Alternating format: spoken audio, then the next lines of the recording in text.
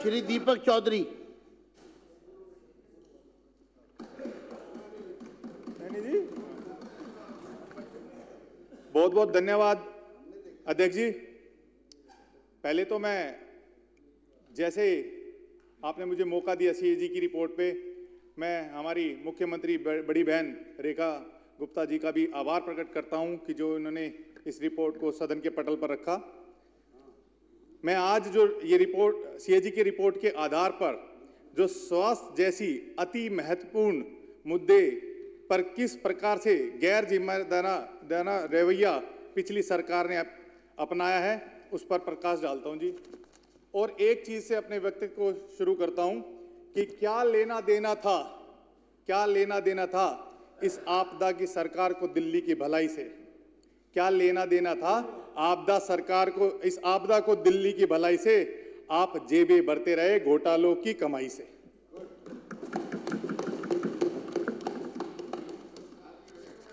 अध्यक्ष जी, जैसे कोविड की महामारी पूरे विश्व ने देखी है, ये भी एक आपदा ही थी और दिल्ली दो आपदाएं देख रही थी, एक तो कोविड की और एक दिल्ली सरकार की जो नाकामियां थी। जिस प्रकार से दिल्ली सरकार ने पूरी दिल्ली को, सबने सुना था कि उस टाइम के मुख्यमंत्री केजरीवाल जी ने बोला था कि मैं दिल्ली को सुविधाएं या ऑक्सीजन उपलब्ध नहीं करा सकता। मैं धन्यवाद करता हूं हमारे प्रधानमंत्री जी का, जो उन्होंने आगे आके सारी दिल्ली को संभाला, जिससे हमारी जिंदगी बच पाई। मैं अभी सुन रहा था हमारे अशोक गोयल जी जिस तरीके से बोल रहे थे, और वो बता रहे थे कि सड़कों पर जिस तरीके से लोगों ने दम तोड़ा, उस टाइम पे अनिल झा जी जिस तरीके से हंस रहे थे, वो बड़ी शर्म की बात थी। हम दिल्ली के जो मौतें हुई थी उन पर चर्चा कर रहे थे, बड़ी शर्म की बात थी।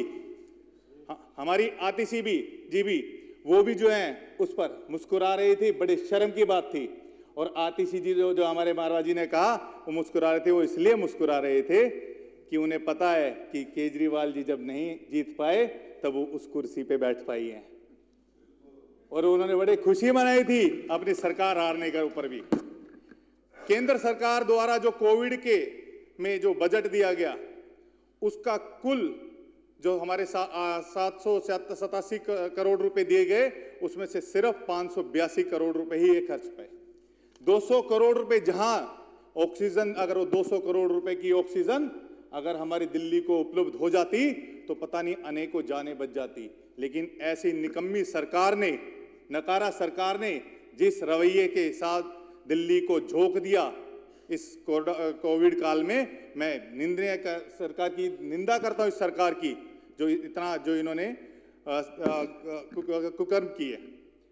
उसके बाद में हर जगह कितनी कमियां थी, दवाई की कमी, पीपीई किट की कमी, और जैसे कि आपूर्ति के लिए जारी किए गए 119 करोड़ रुपए में से सिर्फ 83 करोड़ रुपए ही भी उपयोग नहीं किए गए, जो जानबूझकर की गई निष्क्रियता को दर्शाता है और जो आपराधिक लापरवाही के समान है। अध्यक्ष जी, इस सरकार ने जितनी भी लापरवाही की, जैसे सरकारी अस्पतालों में बेड की वृद्धि में कमी, इन्होंने 2016-17 से और 2020-21 तक 32,000 बेडों को जोड़ने का बजट योजना होने के बावजूद भी केवल 1357 बेड ही, जो कि 4.24% जोड़े गए। उनके कारण एक बेड पे 2 पेशेंट को लेटना पड़ा, और कई जगह तो ऐसा हुआ कि हमारे जो जितने मरीज थे उन्हें फर्श पे लेटना पड़ा था, जो उपलब्ध भी नहीं कर पाए। और आज ये वर्ल्ड क्लास सिटी की बात करते हैं और वर्ल्ड क्लास मॉडल की बात करते हैं। कई परियोजनाओं में देरी की गई, सिर्फ 3 ही नए ऐसे हॉस्पिटल थे जो पुरानी सरकार में चालू गए, जैसे कि Indira Gandhi Burari MA dental phase 2, ये भी पिछले जो सरकार थी उनके काल में शुरू किए गए। इन परियोजनाओं को भी 6 साल तक की देरी हुई और कुल लागत में लगभग 382 करोड़ रुपए की बढ़ोतरी हुई, जो साफ स्पष्ट रूप में भ्रष्टाचार को दर्शाता है। विभिन्न स्वास्थ्य विभागों में, अस्पतालों में मानव संसाधन की कमी रही। स्वास्थ्य और परिवार कल्याण विभाग DGHS, राज्य स्वास्थ्य मिशन और दवा नियंत्रण विभाग में कुल 5,911 रिक्तियां हैं और अस्पतालों में MAMC, LNH, RGSSH और JSS और CNBC में 2283 रिक्तियां हैं। नर्सों की और पैरामेडिकल स्टाफ के पदों के 21% से 38% की कमी है। सर्जरी के लिए अध्यक्ष जी, सर्जरी के लिए इतने लंबे लंबे समय तक, जो कि ये हमारी दिल्ली है, दिल्ली देश की राजधानी है, लोक नायक अस्पताल में प्रमुख सर्जरी के लिए लगभग 2 से 3 महीने का, बर्न और प्लास्टिक सर्जन विभाग में 6 से 8 महीने का और CNBC में बाल सर्जरी के लिए 1-1 साल तक का इंतजार लोगों को करना पड़ रहा है। और शर्म आनी चाहिए इनको जो ये वर्ल्ड क्लास मॉडल की बात करते हैं। राजीव गांधी और जनकपुरी सुपर स्पेशलिस्ट हॉस्पिटल में नर्स स्टाफ की 73 से 96% की कमी है। पैरामेडिकल स्टाफ की 17 से 62% की कमी है और कई सुविधा की निष्क्रिय हैं। 6 modular OT, stone centre, ICU ward, रसोई, 77 निजी कमरे, 116 ICU, 154 सामान्य बेड और रेजिडेंस डॉक्टरों का हॉस्टल बिल्कुल उपलब्ध नहीं थे।